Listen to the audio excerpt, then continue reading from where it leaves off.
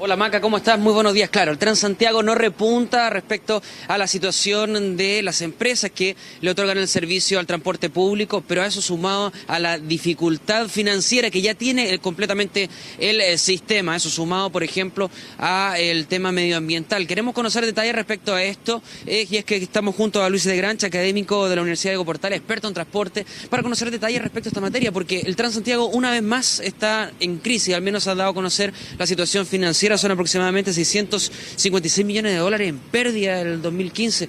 ¿Cómo se puede subsanar toda esta situación? ¿Cómo estás? Buenos días. Hola, buenos días. Bueno, en primer lugar, Transantiago siempre ha estado en crisis. Lo que pasa es que son diferentes medidas de la crisis. Al principio fue operacional, después fue financiera, ¿cierto? Fue tecnológica.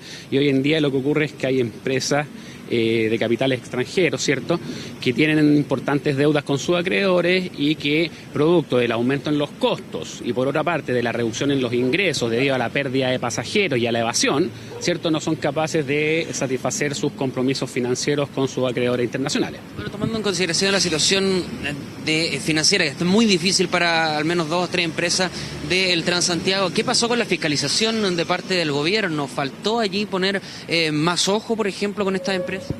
Mira, recordemos que esta no es la primera situación de quiebra que afecta a una empresa de Transantiago. Recordemos que las ex empresas de Manuel Navarrete también cayeron en quiebra. Y ahora, la verdad es que las autoridades lamentablemente no se han hecho cargo de que esto representa un servicio público. O sea, Transantiago puede ser operado por privados, pero sigue siendo un servicio público que requiere continuidad y al respecto no veo que existan las medidas de contingencia adecuadas para hacerse cargo de un posible detención de los servicios que prestan estas empresas, que son casi el 50% de la flota. Ahora, en la práctica, ¿cómo nos puede llegar a perjudicar esta situación? Bueno, en la práctica espero que no ocurra, ¿cierto? Pero si es que las empresas empiezan, por ejemplo, a dejar de operar o a reducir la frecuencia, o que sus trabajadores, por diferentes razones, hagan una huelga, hagan un paro, eso efectivamente afecta directamente la calidad de las personas y sobre todo de aquellas personas más desaventajadas que vienen en sectores más periféricos con peor calidad de servicios. Sí, ellos verían afectados fuertemente su calidad de vida. Bueno, tomando en consideración a nivel macro cómo está funcionando el sistema de transporte público, ¿dónde hay que poner atención? Porque la evasión parece ser un tema constante, no se logra bajar los índices de evasión, la situación de la precariedad en muchos casos del mismo transporte, donde la locomoción está bastante afectada, uno ve los buses que están muy malgastados, por decirlo de cierta forma, ¿dónde hay que poner mayor fiscalización, al menos de parte de la autoridad de transporte? Sí, mira, la parte de operación no creo que sea un tema de fiscalización. Hay medidas de largo plazo y medidas de corto plazo. En el largo plazo, bueno, un tema que yo he insistido muchísimo, se requiere infraestructura de calidad que sea una alternativa al automovilista y eso pasa necesariamente por tener una mejor red de metro más amplia, con trenes de cercanía, con tranvías, con teleférico, el teleférico bicentenario que por razones inexplicadas en verdad lleva muchos años atrasado. Esos son de mediano y largo plazo. Cuando entre en operación la línea 3 y 6, sin duda alguna que se va a notar mucho, ¿ya?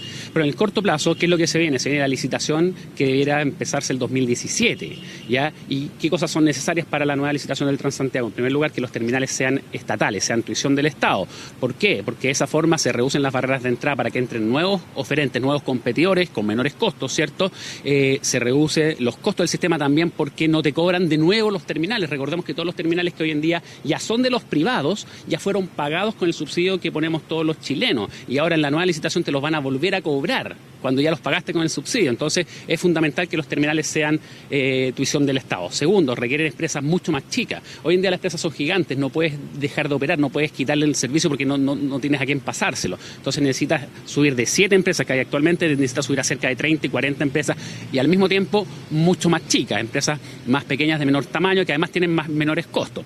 Los buses también tienen que ser más chicos, los buses articulados fueron un tremendo error, tienen un 50% más de costos por pasajero transportado, no por bus, sino por pasajero transportado y tú vas sumando todas estas variables y al final deberás ser capaz de tener un sistema mucho más sustentable. Ahora, hablando también respecto a la situación del Transantiago, el medio ambiente no ha sido de los mejores, pero está muy ligado también con el transporte. Hemos tenido preemergencias ambientales durante toda la semana pasada, prácticamente una emergencia ambiental. Ahora la situación está un poco mejor con esta alerta, pero ¿Cuánto incide, por ejemplo, la situación de la restricción vehicular en la región metropolitana? Bueno, la restricción vehicular es una medida prácticamente irrelevante para efectos de contaminación.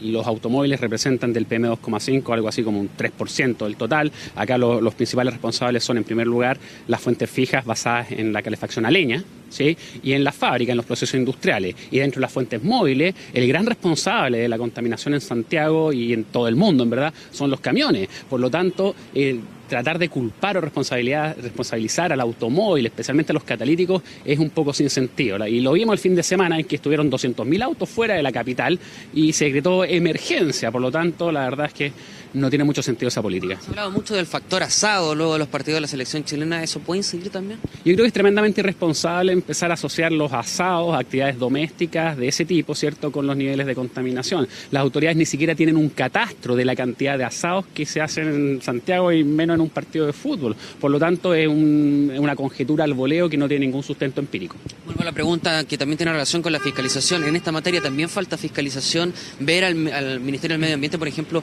fiscalizando aquellas fuentes fijas, también el mismo transporte público.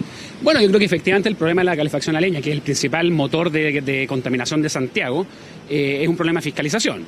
Y acá un llamado también a algunos alcaldes, ¿cierto?, del sector oriente, en que, por ejemplo, están utilizando los globos para prevenir temas delictivos, ¿cierto?, que puede ser una buena herramienta. Bueno, esos mismos globos, esa misma tecnología se podría usar para fiscalizar a aquellos hogares que están usando calefacción a leña de manera ilegal.